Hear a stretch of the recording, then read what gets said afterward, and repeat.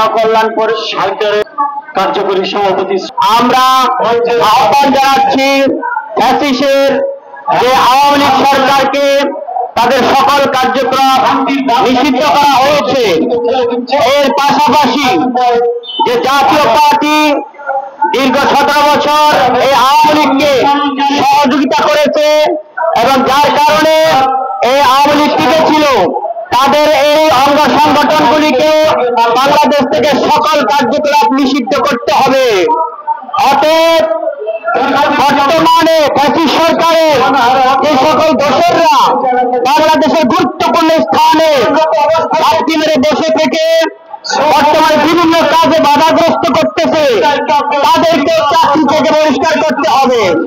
আমরা এই জন অধিকার পার্টি হিসাবে ঘোষণা করে বলছি, এই জন অধিকার পার্টি আমাদের জন্য আমরা ঘোষণা করছি। আপনারা মিটিং করবেন করেন, আপনারা মিটিং করবেন করেন, আগে বাংলাদেশে 3টি হত্যার বিচার করবেন।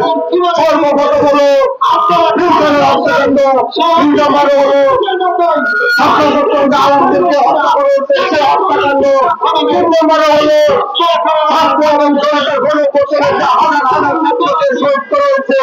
এই 3টা বিচার আপনারা করতেই হবে।